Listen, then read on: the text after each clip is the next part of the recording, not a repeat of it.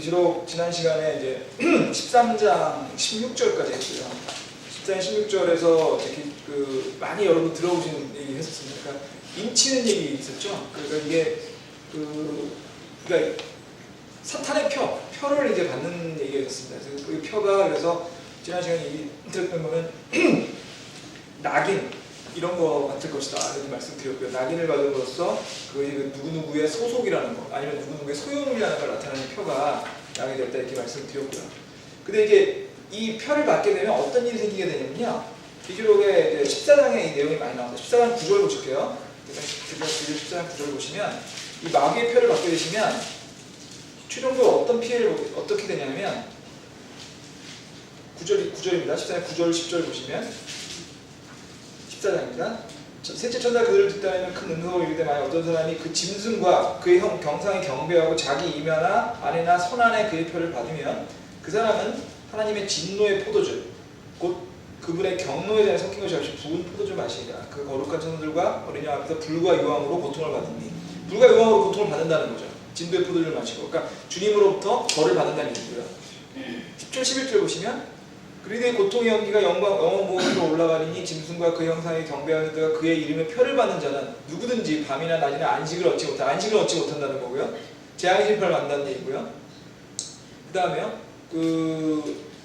이렇게 해서 14장에 보면은 이 진노의 포도주를 마시고 불과 유황으로 고난을 받고 밤낮 쉼을 얻지 못한다고 되어 있습니다. 그래서 그게 결론적으로 어디 또 나오냐면요. 16장 보시겠습니다.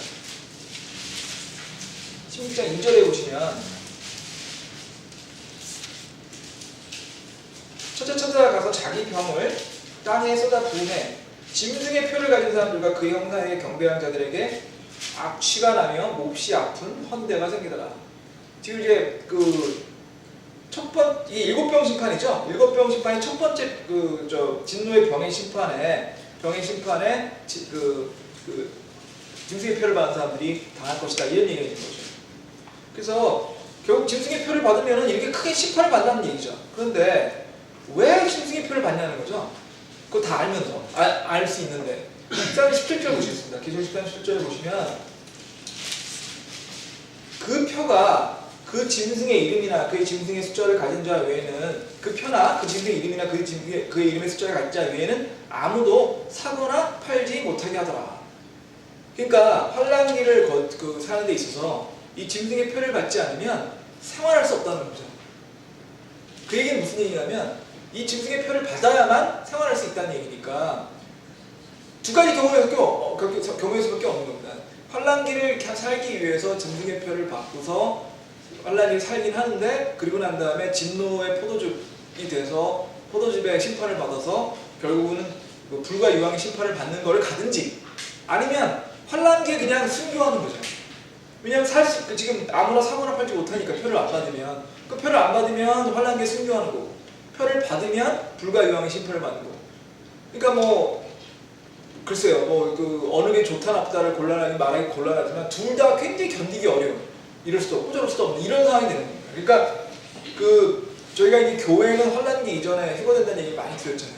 그러니까 환란기 이전에 휴거되지 않으면 사실은 환란기 중에서 주님의 믿음을 지킬 수 있는 방법은 순교되는 수밖에 없습니다. 사실상 굉장히 고통스러운 그게 되기 때문에 지금 사실 환란 전에 휴거되냐 환란 후에 휴거되는 게 어떤 의미로 보면 우리한테 굉장히 중요한 의미가 있는 게 정말 환란기 전에 휴거가 되지 않는다면 환란기 중에는 순교되는 수밖에 없거든요. 근데 여러분 순교하는 게 되게 쉬운 일이 알지 않습니까? 진짜 우리가 휴거되면서 주님한테 간다면 간단히 끝나는 일이지만 우리가 그걸 모든 고통을 겪고 순교돼야 된다? 순교 아니면 안 된다? 글쎄요. 하여튼 그게 저는 상당히 어려울 것 같아요. 저 개인적으로. 그래서 그런 부분들을 생각할 수가 있는데 지금 이게 그 표나 짐승의 이름이나 그의 숫자를 가진 자는 아무도 사거나 팔지 못하게 하는 이게 이제 감이 잘 안 오실 것 같아요. 이게 뭔 소린가? 이게 무슨 얘기일까? 근데 인을 받는다는 거가 문신을 새기거나 아니면 몸에다가 칩 같은 거, 조그만 인식 칩 같은 거를 박는다고 생각하시면 좀 이해가 쉬우실 거예요. 그죠? 근데 그런 것들이 옛날에 이게 성경이 쓰여졌을 2000년 전에는 상상이 안 갔겠죠. 문신도 별로 없었고 칩을 박는다는 건 상상도 못했을 테니까. 그렇지만 지금 생각해보면 문신도 손에 빠진 게 문신이고요.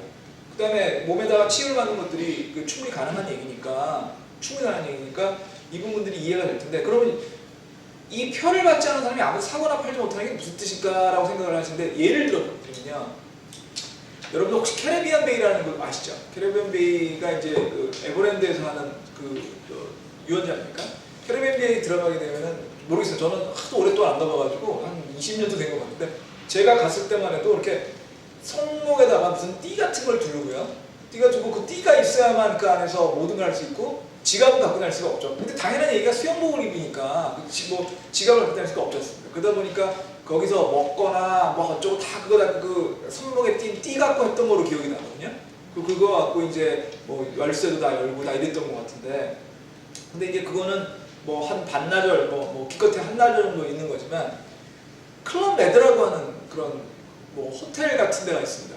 클럽 메드라 호텔 같은 게 있는 게 뭐냐면, 그거는 여러 지역에 있는 일종의 휴양 도시들만에 있는 빌리지인데요, 마을인데요. 클럽 메드에 들어가서 생활을 하게 되면 거기도 그 돈을 쓸 수가 없습니다. 클럽 메드에서 쓰는 그런 별도의 그 화폐가 있거든요. 근데 그 화폐를 내면 손목에다 이렇게 무슨 밴드 같은 걸 받아요. 그 밴드 갖고 이제 딱딱 찍어가지고 하는 거죠.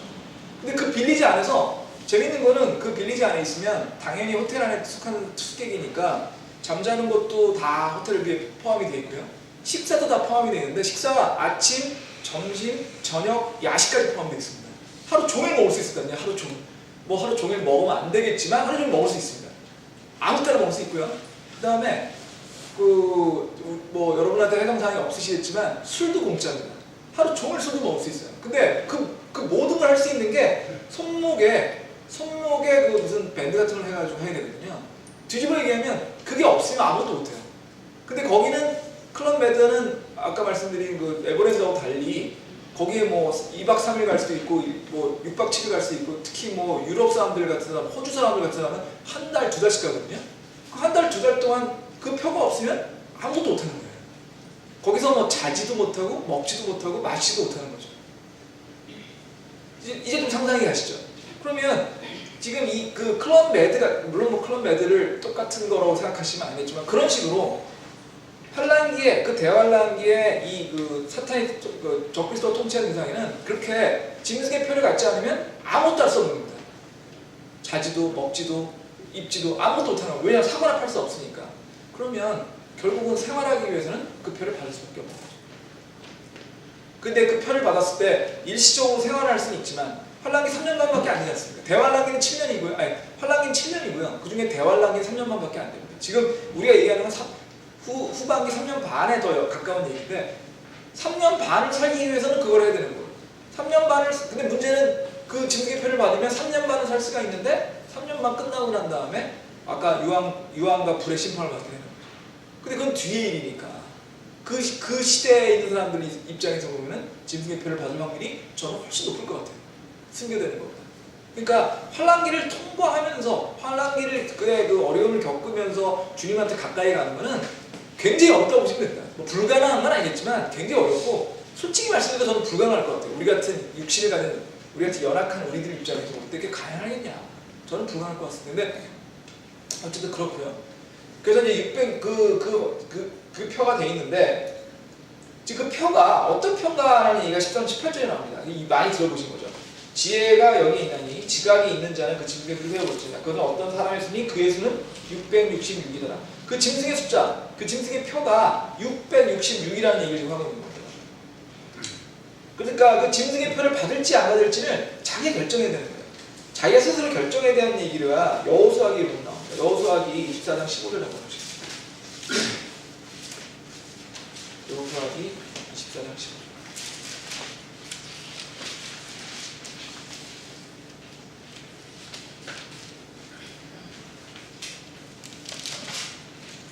이사 15절, 만일 주를 섬기는 것이 너희에게 나쁘게 보이거든 너희 조상들이 강 저편에 섬기던 신이든지 아니 혹은 너희가 지금 거하는 땅의 아모리 육성 신인지 너희가 섬길 신을 이날 택하라. 그러나 나와 내 집으로 말하건대 우리는 주를 섬기겠노라 하며. 이 여호수아기 마지막 장입니다. 여호수아기 마지막 장, 여호수아기가 죽기 전에 마지막으로 이스라엘 백성들한테 일종의 설교를 하는 내용이거든요. 지금 여호수아가 하는 얘기는 요약하면 이겁니다. 누구를 섬길지, 누구를 경배할지 결정하라는 거죠. 이것도 아니고 저것도 아닌 게 아니라 니네가 그 가나안 땅에 있는 그런 잡신을 섬길 것인지, 아니면 이스라엘 땅에서 그 이스라엘 땅까지 인도해 주시고 그 이집트 땅에서 구원해 주신 주님을 섬길 건지 결정하는 거죠. 그 둘 중에 하나는 없다는 거예요. 영어 표현에 보면 그 우리나라 말로 직역을 하면은 그 울타리에 앉아 있다는 표현이 있거든요. 울타리가 있으면 이렇게 양쪽에 중간에 있지 않습니까? 울타리라는 거는 양쪽을 다 나누는 거니까. 울타리 중간에 있다는 게 무슨 얘기냐면 이쪽도 아니고 저쪽도 아닌 거예요. 뭐 좀 좋게 얘기하면 이쪽 갈 수도 있고 저쪽 갈 수도 있는 거예요. 울타리 중간에 있으니까. 그러지 말라는 거예요. 이쪽이든 저쪽이든 주님을 따르든 안 따르든, 주님을 따르든 주님을 따르지 않고 잡신을 따르든 그 중에 하나라는 얘기죠. 그래서 그걸 결정하는 얘기인데, 여기에서 우리가 그 좀 하나 우리들한테 우리들 생활에 적용하다고 생각하실 얘기가 있나 이게, 저희 주님을 따르는데 우리의 생활도 이래야 된다고 생각합니다. 뭐냐면 주님을 따르면 진심으로 주님을 사랑하고 열심히 따르든지, 아니면 주님을 따르지 않는 거라는 거죠. 주님을 적당히 따르는 건 없다는 거예요. 뭐 자기는 적당히 따른다고 생각할 수 있지만 주님의 눈에는 아까 말씀드린 울타리에 있는 거거든요. 울타리 중간에 있는 거니까 주님은 좋아하지 않습니다. 계시록에서 이거에 대한 얘기 우리 배웠지 않습니까? 우리 계시록에 우리 이곳 교회 얘기할 때 라우디게아의 교회가 미지근하다고 그랬지 않습니까? 미지근. 그러니까 그 라우디게아 사람들이 이렇게 얘기하겠죠. 아니 최소한도 차지는 않지 않습니까? 근데 주님 입장에서 보면은 어느 쪽이든 결정해서 그쪽을 따르는 것이 오히려 주님한테 하는 것이지, 나는 이것도 아니고 저것도 아니고 과연 주님이 원하시는 거냐? 그거 아니라 주님은 우리가 주님을 진짜, 물론 주님을 따르지 않는 걸 원하시지 않지만 주님을 따른다고 하면 진심으로 주님을 따르는 걸 원하는 것이지, 그냥 어중간하게 이것도 아니고 저것도 아니고 주님을 따르는 거 같기도 하고 아닌 것 같기도 하고 이렇게 살기 원하지 않는 거예요.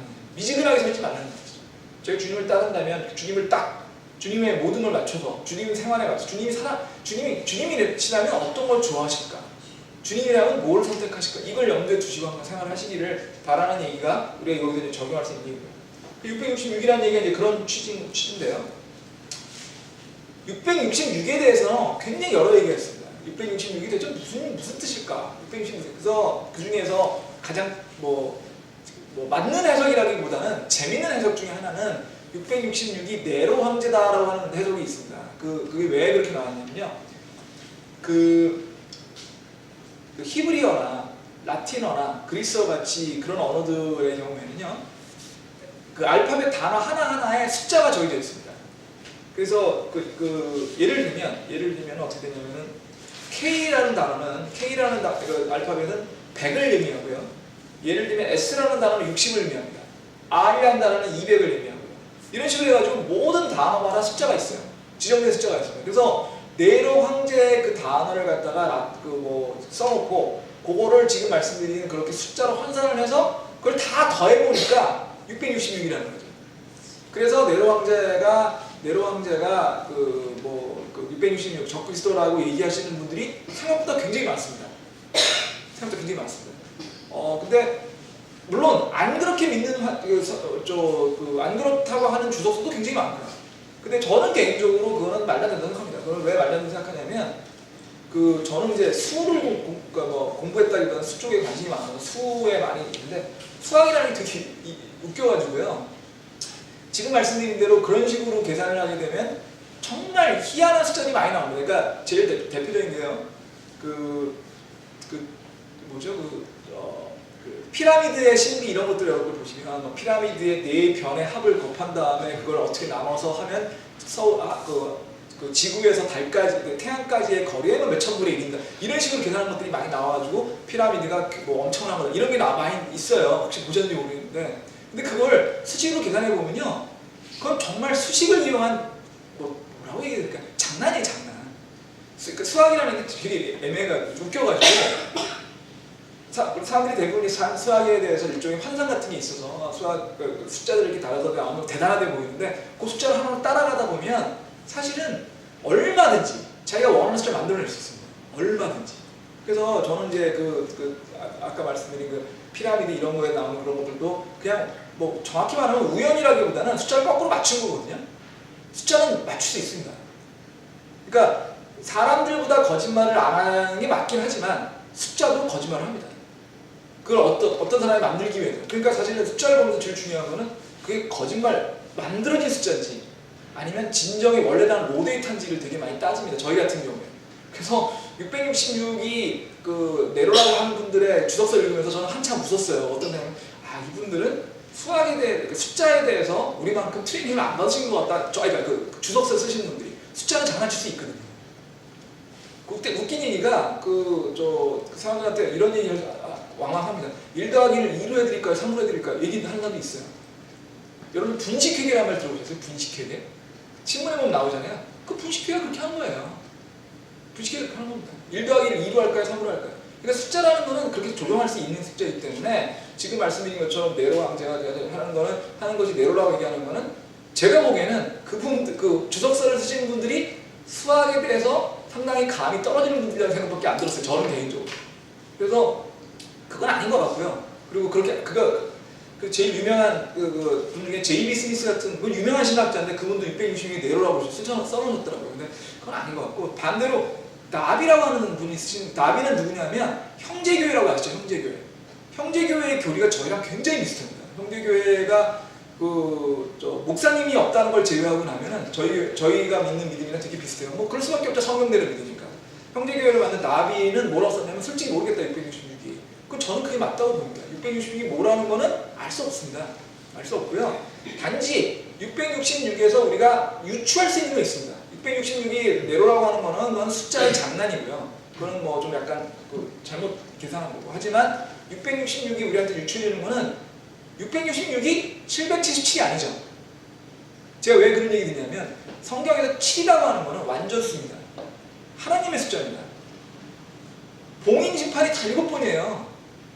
그죠? 7봉인 심판에 7병 심판에 7나팔 심판이지 않습니까? 7이라는 건 완전수입니다. 완전수. 성경 주님이 가장 주님에 가까운 수입니다. 그 다음에 우리가 일주일을 일하지 않습니까? 일주일 단위로 7일 단위를 하잖아요. 그래서 주님의 신성을 나타내는 거는 7이에요. 근데 6이지 않습니까 지금? 그 6이 3번이나 반복이 되고 있거든요. 그건 뭐냐면 주님의 신성에는 못 미치지 못하는 거죠. 근데 주님이랑 맞먹으려고 하는 겁니다. 비슷하다고 생각하는 거예요.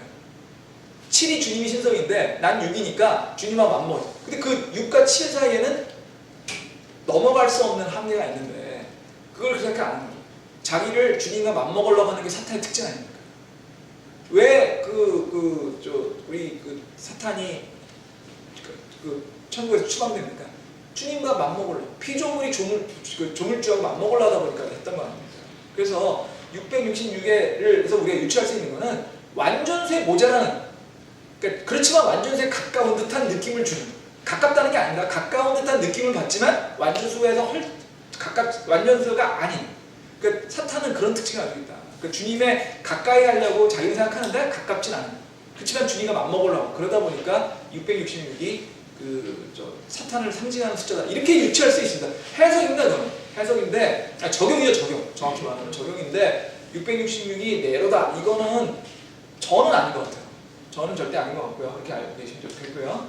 그래서 결과적으로 지금 이 13장을 결론적으로 얘기를 하게 되면 여러분 얘기하게 되면 지금 우리가 23장에서 우리가 또 하나 알아야 될 거는 환란기가 이렇게 오고 환란기에서 이렇게 666이라는 숫자를 통해서 짐승의 숫자를 받지 않는 사람들은 환란기에서 아무것도 할 수 없다 이런 걸 볼 때 결국 우리가 하나 알아야 될 거는 결국 이 지구상의 진정한 의미의 안정과 평화 이 지구상의 문제 해결은 어느 누구도 할 수 없다. 우리 사람의 힘으로는 아무도 할 수 없다.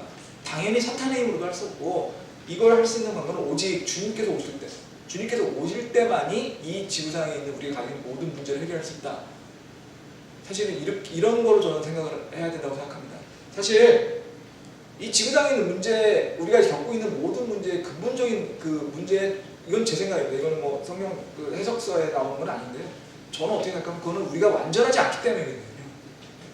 우리가 한계가 있기 때문에, 우리 유한한 존재이기 때문에 이 세상의 모든 문제가 생긴다고 저는 생각합니다. 그 기본적인 거는 우리가 죽을 수밖에 없고, 또 죽음의 공포를 벗어날 수가 없고, 또 우리 자신이, 우리가 인간이라는 것 때문에 어떤 경우에도 완전할 수 없기 때문에, 내가 완전하지 않은데 상대방이 어떻게 완전하겠습니까? 그럼 불완전한 사람이 몇십억이 모여있는데 어떻게 완전한 세상이 될 수 있냐는 거죠. 그러다 보니까 불완전한 사람들이 모여있는 이 세상에서 우리가 완전한 평안을 하는 분은 진짜 완전하신 분, 진짜 완벽하신 분이 오기 전에 안 되지 않느냐, 저는 이렇게 생각합니다. 그래서 그런 부분들을 저희가 이제 생각할 수 있고요. 자, 이제 14장 끝났고요. 14장으로 가겠습니다. 14장이 계속 14장이 연결됩니다.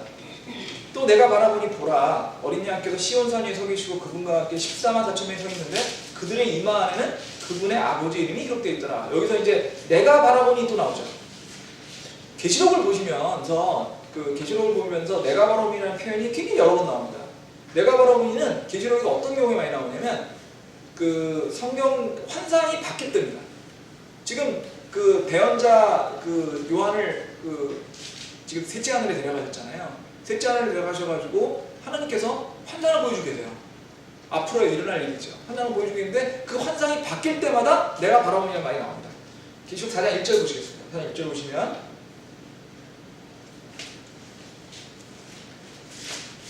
계시록 4장 1절에 보시면 이후에 내가 바라보니 보라 하늘 한 문이 열려있더라. 내가 들은 첫 번째 음성은 나팔소리 같이 내게 예배된 음성인데 이리로 올라오라. 이후에 반드시 일어날 일을 내가 내게 보이리라. 지금 올라오라는 거지 않습니까? 올라오라고 보여주겠다는 얘기인데 그래서 내가 바라보니 지금 장면이 바뀌었습니다. 그 다음에요. 계시록 6장 8절 보시겠어요. 뒤에 6장 8절 또 6장 8절이요. 내가 바라보니 보라 창백한 말이라. 그 위에 탄 자의 이름은 사망이니 치욕이 그 왕이다. 지금 내가 바라보니 하면서 장면이 또 바뀌고 있죠. 그 다음에요. 계시록 10장 4절 보시겠습니다. 계속 계시록 14장 14절에 보시면 또 내가 바라보니 보라 흰 구름이 있고 그 구름에 사람의 아들이 있기가 앉으셨는데 이렇게 되어 있죠. 지금 장면이 계속 바뀌면서 새로운 장면을 보여줄 때마다 이런 얘기가 나오고 있습니다. 근데 이게 계시록에만 있으면은 이게 조금 특이하게 느낄 텐데 그렇지가 않습니다. 구약에 이게 나옵니다. 구약에 이제 계시록 연결되는 구약서는 이제 정해져 있죠. 제일 많이 나오는 게 다니엘서고요, 에스겔서고요, 스가랴서 같은 것들이죠. 그죠? 다니엘서 한참 배웠잖아요. 다니엘서 볼까요? 다니엘서 12장 15절. 다니엘서 우리 한참 공부했었죠? 그 다니엘서 보시면 12장 15절. 12장 5절, 죄송합니다. 12장 5절.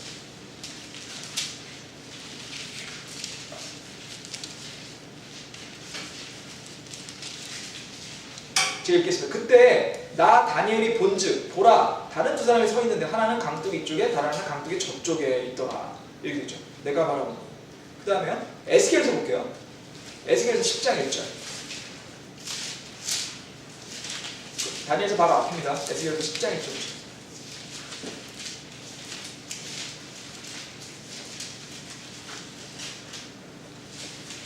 그때 내가 보니 보라 그룹들의 머리 위에 있는 궁창의 사파의 돌 같은 것들이 그들 너머 나타나는데 그것은 왕자의 모습을 닮은 모양 같더라. 계속 비슷한 얘기들이죠. 그러니까 내가 보니 할 때마다 장면이 바뀌고 있습니다. 근데 이거를 어떻게, 그러니까 이건 제 생각인데요. 이건 뭐 주독 생각. 어떤 것처럼 보이냐면 TV를 보는 듯한 느낌이 듭니다. 저는. 그러니까 TV를 보시면요, TV의 장면들이 굉장히 빨리 바뀌죠. TV라든지 영화 같은 거 아니면 제일 대표적인 광고죠. 광고 보시면 그 짧은 광고 안에 계속 화면이 바뀌지 않습니까? 그러면 그게 시간 순서대로 쭉 되는 게 아니라 쭉 지나가다가 갑자기 다른 장면이 바뀌어가지고 다른 장면이 나오죠. 그게 빠른 시간을. 그래서 마치 저는 어떤 느낌이 드냐면 대원자가 환상을 보는 게 이게 큰 화면을 마치 그 앞에 보여주듯이. 근데 그 큰 화면에 있는 내용들이 TV 화면처럼 순간적으로 팍팍 바뀌는 게 아닌가 하는 느낌이 들었습니다. 그래서 근데 당연히 사도 요한의 입장에서 보면은 그걸 뭐 TV 화면이 바뀌는 것처럼이라고 설명할 수는 없었겠죠. TV가 뭔지 몰랐을 테니까. 그러니까 사도 요한은 이럴 때마다 뭐라고 얘기하면 내가 바라보니라고 얘기하고 있습니다. 그래서 내가 바라볼 때마다 환상이 바뀌고 있다. 다른 장면은 바뀌고 있다. 이렇게 얘기하시면 되고요. 그 다음 대목은 또 재밌는데요. 어린 양은 이제 보통 우리 계시록에서나 성경에서 계속 주님, 우리 예수 그리스도에 대한 설명으로 많이 나오죠. 예수님께서 시온산에 서 계시고라고 되어 있습니다. 시온산에. 여기서 이제 시온산이 과연 뭐냐라는 게 이제 또 중요한 건데요. 시온산은 보통 성경에서 특히 계시록에서 뭐를 많이 나오냐면 예루살렘을 설명하는 얘기로 많이 나옵니다. 예루살렘을 설명하는, 그러니까 시온산은 예루살렘과 거의 서로 호환적으로 사용되고 있습니다. 근데 여기서 하나 중요한 게요. 예루살렘도 두 가지가 있다는 겁니다. 하나는 이 지구상의 예루살렘이에요. 또 하나는 뭐죠? 새로운 예루살렘이죠. 그 계시록 마지막에 나오는 새로운 예루살렘입니다. 근데 이 새 예루살렘에 대한 얘기가, 새 예루살렘 얘기가 히브리서에 보면 나옵니다. 히브리서 10장 22절 잠깐 보실게요.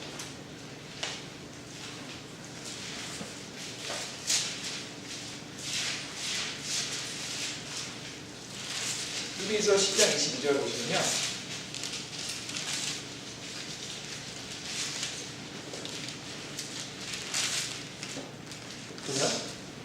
오직 너희는 시온산과 살아계신 하나님의 도시와 하늘에 있는 예루살렘과 무수한 천사들의 무리와, 이렇게 돼 있죠. 지금 그럼 여기 있는 시온산은 여기 있는 예루살렘은 하늘에 있다는 거 아니에요 지금, 그죠? 그 여기 있는 시온산, 계시록 12장 22절에 있는 시온산도 뭘로 해석하는 게 제일 쉬우냐면 하늘에 있는 예루살렘에 있는 시온산이라고 보는 게 쉬운 거죠. 보통 예루살렘과 시온산이 동격으로 보는 이유는 이 지구상에 있는 예루살렘에 시온산이 있기 때문이거든요. 지금 이스라엘 땅에 예루살렘 있지 않습니까? 예루살렘에 시온산이 있어요. 그래서 이제 그걸 동격으로 보는데 예루살렘이 하늘에 있다 이겁니다. 그럼 하늘에 있는 경우에 시온산은 어디에 있어야 되는 거죠? 그때의 시온산은 하늘에 있다는 거죠. 예루살렘이 새 예루살렘은 하늘에 있는 예루살렘을 얘기하거든요. 그러다 보니까 시온산은 새 예루살렘, 하늘에도 있을 수 있다. 하늘에도 있을 수 있다. 그러니까 시온산은 결국 두 개다. 예루살렘도 두 개듯이 시온산도 두 개다. 시온산이 두 개라고 이해를 하셔야 이게 이제 해석이 됩니다. 왜 그러냐면요. 14장, 이 계시록 14장으로 다시 돌아갈게요. 계시록 14장으로 돌아가시면 계시록 14장 3절 잠깐 보실래요? 지금 14장 1절에 보시면 14만 4천 명이 어린 양과 함께 시온산에 서 계시다 그랬죠? 그죠? 어린 양이 시온산에 계시는데 그분 옆에 14만 4천 명이 있다는 거 아닙니까 지금? 그런데 3절에 보세요. 그들이 왕좌 앞과 네 짐승과 장로들 앞에서 새노래 같은 걸 부르니, 지금 그 얘기는 뭐냐면 지금 이 14만 4천 명이 누구 앞에 있다는 겁니까? 왕좌 앞과 네 짐승과 장로들 앞에 있다는 거잖아요. 그죠? 근데 왕자들과 네 짐승과 장로들, 이게 어디죠? 계시록 앞에 좀 보세요. 계시록에 4장을 다시 가시죠.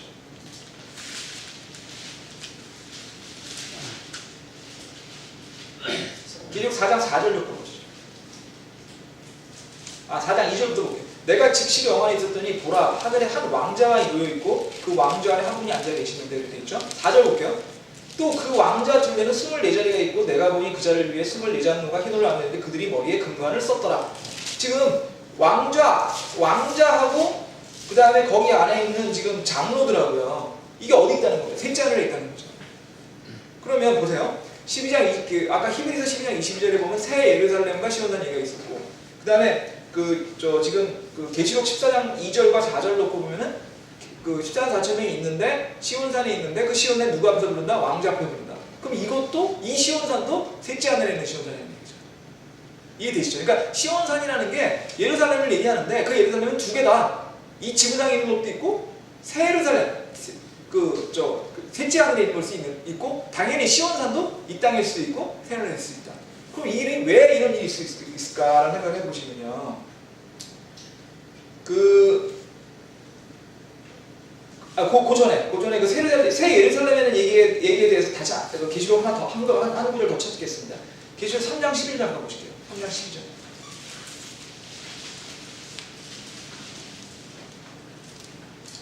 이기는 자는 내가 내 하나님의 성전의 기둥이 되게 하리니 그가 다시는 나가지 아니하라. 또 내가 내 하나님의 이름과 내 하나님의 도시 곧 하늘에서 내 하나님께로부터 내려오는 새 예루살렘의 이름을 그게 기록하고 나의 새 이름을 그게 기록하리라. 지금 하늘에서 새 예루살렘이 내려온다는 얘기죠.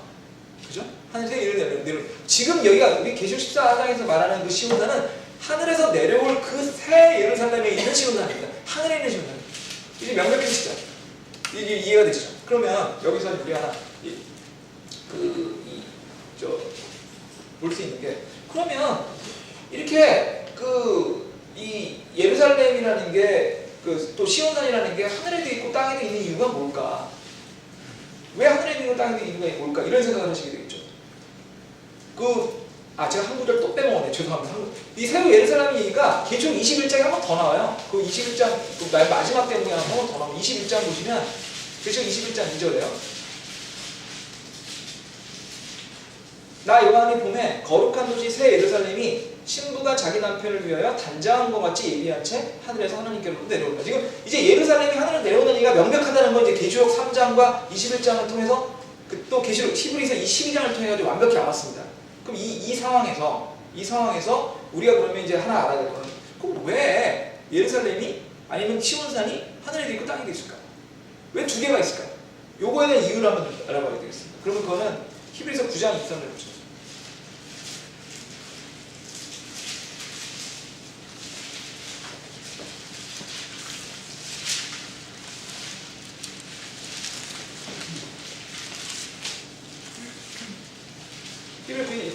그러므로 하늘들에 있는 것들의 모형들은 이런 것들로 깨끗하게 할 필요가 있었으나 하늘의 것들 그 자체는 이런 것들보다 더 나은 희생물을 하여야 할지이다.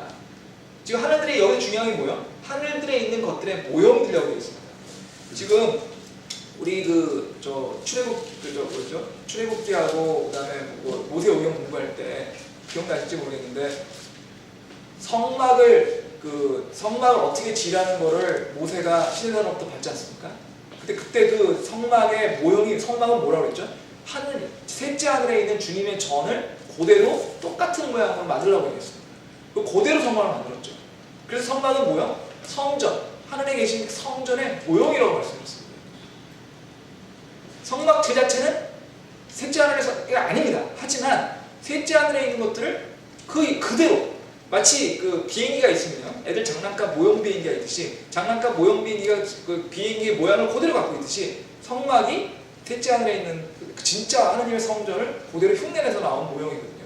그렇게 이 지구상에는 하늘에 있는 것들이 모형들이 있습니다. 그러면 시온산도요 똑같은 모양인 겁니다. 지금 셋째 하늘에 있는 시온산, 셋째 하늘 주님의 전 앞에 있는 그 시온산의 모형이 이 예루살렘에 있는 겁니다. 지금 진짜 시온산은 아니지만 그 시온산의 모형이 있다는 거죠. 그러면 진정한 의미로 우리 시온산을 언제 볼 수 있느냐? 우리가 셋째 하늘 갔을 때 볼 수 있는 거죠. 근데 그 시온산의 모형이 그냥 여기 지금 있을 뿐입니다. 그래서 결국은 우리는 모형만 봤으니까 여기 있는 시온산만 봐서 그럼 이거밖에 없게 생각하지만 그것이 모형이라는 걸 알 때 진짜가 있어야 되는 거예요. 모형이라는 게 뭐냐? 진짜가 있다는 거 아닙니까? 모형 비행기를 보면 진짜 비행기 있을 거 아닙니까? 그 모형의 진짜가 어디 있느냐? 셋째 하늘에 있는 거고, 그래서 성막뿐만 아니라 예루살렘이나 아니면 시온산마저도 진짜는 셋째 하늘에 있는 거고 우리가 그거의 모형으로서 이 지구상에 있는 것이다. 그러다 보니까 지금 이 계시록 14장에서 시온산에 서 있다고 한 거는 자연스럽게 왜냐하면 진짜 에 있는 거니까. 저기 어린 양과 같이 계신 거 아닙니까? 어린 양이 지구상에 계신 게 아니잖아요. 그럼 진짜 계신 거니까 셋째 하늘에서 주님과 함께 셋째 하늘에 있는 그 새 예루살렘에 있는 시온산에서 주님과 같이 계시다라는 얘기를 하고 있는 거죠. 그 다음에요. 이해되시죠? 이게 시온산이라는 게, 그러니까 어떻게 보면 이 지구상에 있는 시온산보다 셋째 하늘에 있는 시온산이 더 진짜니까 그게 더 좋은 거예요. 그리고 거기에 지금 13산이 있는 거죠. 근데 사도 바울도요, 이 셋째 하늘에 올라간 적이 있습니다. 그게 어디 나오냐면요, 고린도 후서 10장 2절을 한번 보세요. 고린도 후서 10장.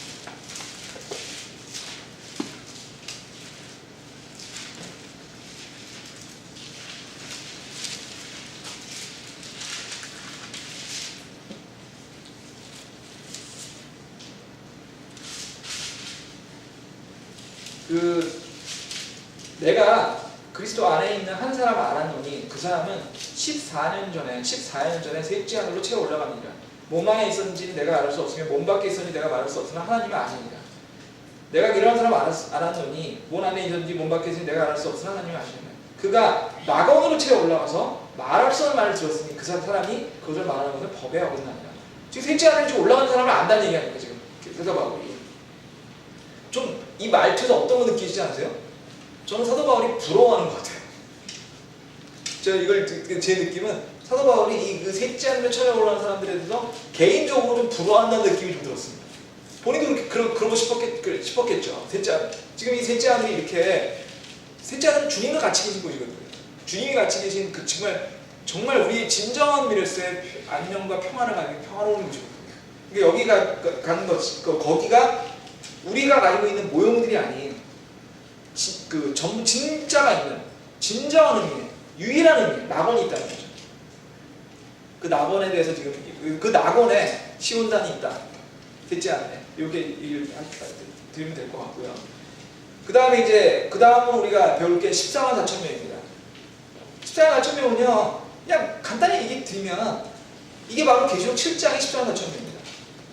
근데 사실 다른 설명이 없다면 너무나 당연한 거 아니겠습니까? 왜냐하면 24만 4천 명이라는 부분에 대해서 지금 이 전후 설명이 없잖아요. 전후 설명이 없고 그냥 계시록 14장에 어떻게 나오죠? 그냥 14장에 보면은 그냥 14만 4천 명이 누구랑 같이 있다고요? 그분과 함께 있다고 그랬습니다. 그럼 여기서 우리가 유추할 수 있는 건 뭐냐면 계시록 7장에서 그 14만 4천 명한테 인치김을 해가지고 그 14만 4천 명들이 복음을 전했는데 지금 이 복음을 전했던 14만 4천 명이 천국에 가 있는 거 아니에요? 셋째 아들에 순교한 거겠죠. 생각할 수 있는 건 순교한 거고요. 뭐 순교일 수도 있고 휴거일 수도 있는데 순교라고 보는 게 더 문맥에 맞을 것 같습니다. 그래서 순교를 해가지고 지금 24만 4천 명은 주님 옆에 가 있고 주님과 같이 있는 거죠. 그러니까 24만 4천은 누구라고요? 14만 4천 우리 공부 많이 했었죠. 14만 4천은 유대인입니다. 왜 유대인입니까? 14만 4천은 지파별로 있거든요. 12지파에 12,000명씩, 그러니까 12,000명씩 있어가지고 12,000명 곱하기 12 해가지고 14만 4천 명 아닙니까? 그러니까 24만 4천 명은 유대인들입니다.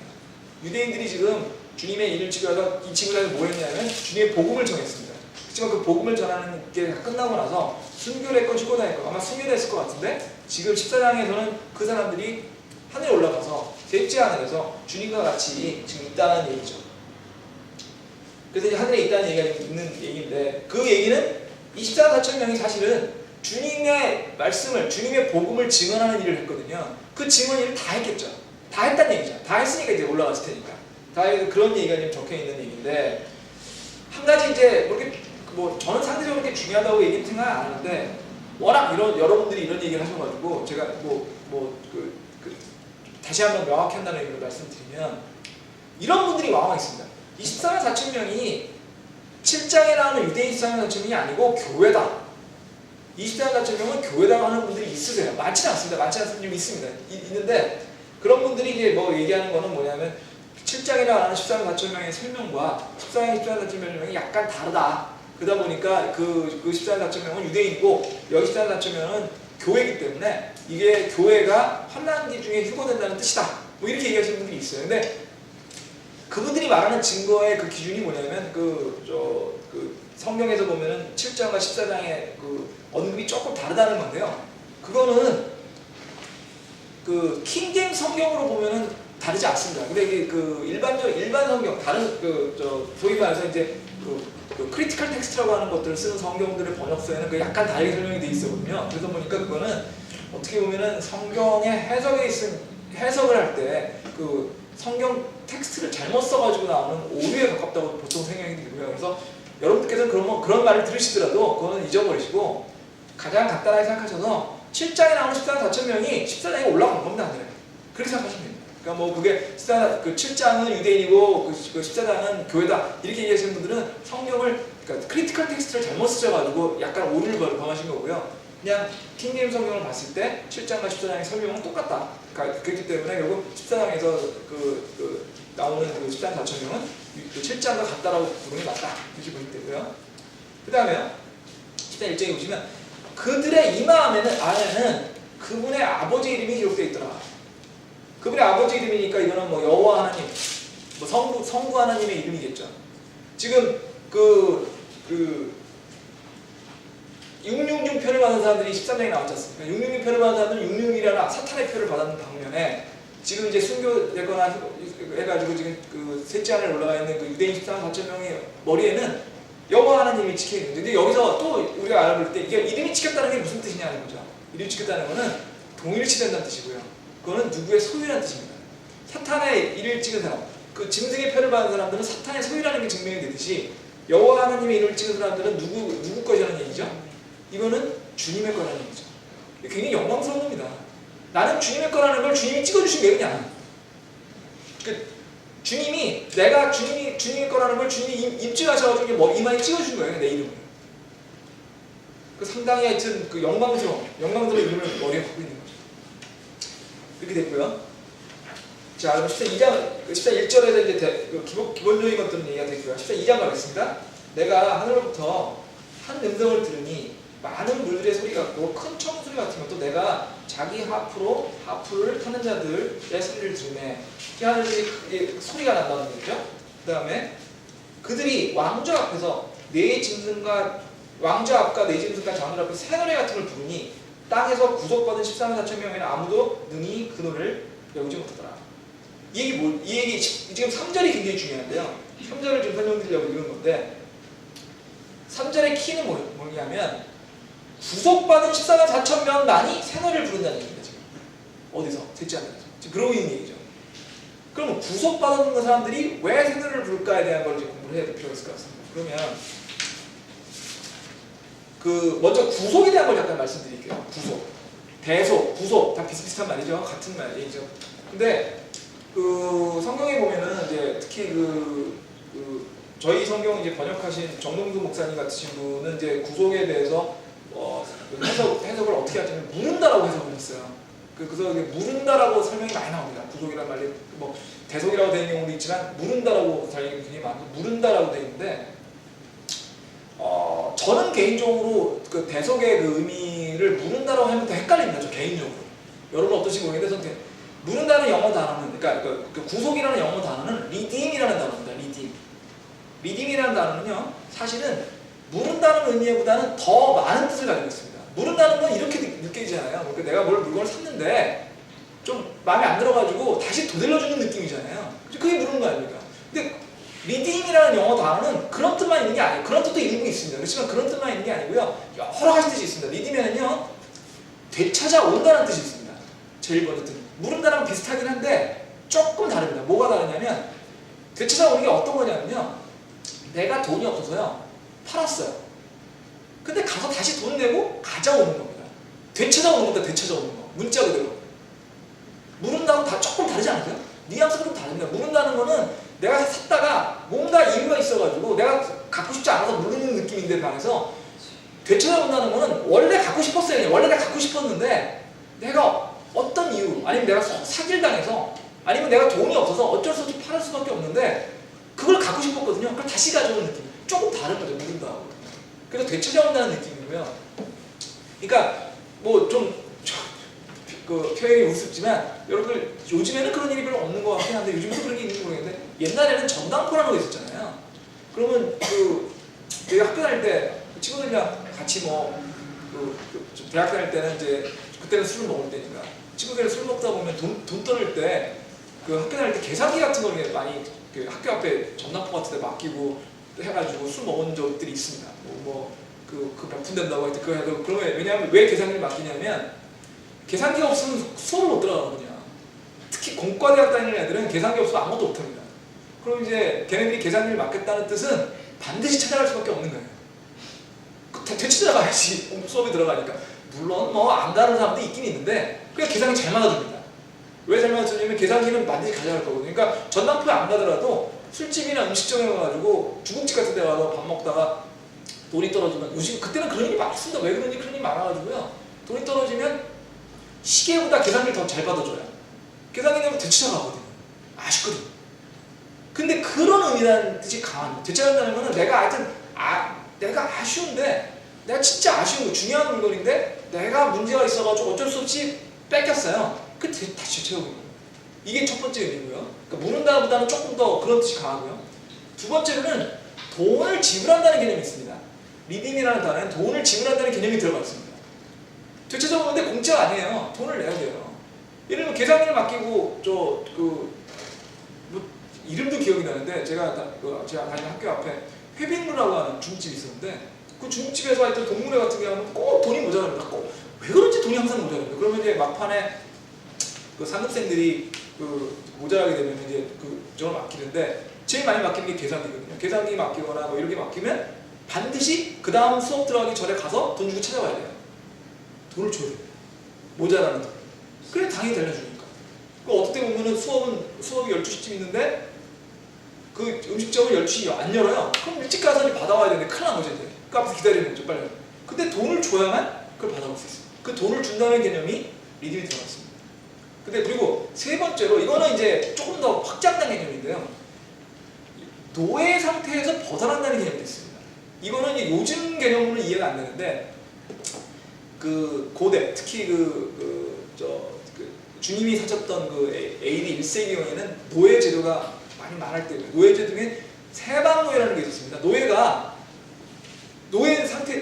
자기가 자기가 빚을 빚었는데 빚을 져가지고 그 빚을 못 갚으면요 자기가 노예가 돼야 돼요. 근데 좀 반대로 내가 노예인데 노예도 여러 가지 돈을 벌 수 있는 기회가 있었던 모양입니다. 노예가 돈을 벌어요. 그 자기가 번 돈을 갖고 자기를 되살 수 있었습니다. 아니면 다른 사람이 친척이 자기 노예에 대한 무슨 돈을 내가지고 자기를 되살릴 수 있었어요. 성량한다고도 하고 해방시킨다고도 하는데요. 그렇게 돈을 주고 노예 상태에서 벗어나는 개념이 들어가 있습니다. 제가 이 얘기를 드린 이유는 돈을 주고 되찾아온다. 돈을 대신 지불한다. 그러면서 노예 상태에서 벗어난다. 이 모든 개념이 리딤이라는 데 들어가 있기 때문에 대속이라는 개념은 이걸 다 포함하는 개념입니다. 단순히 누른다는 아닙니다.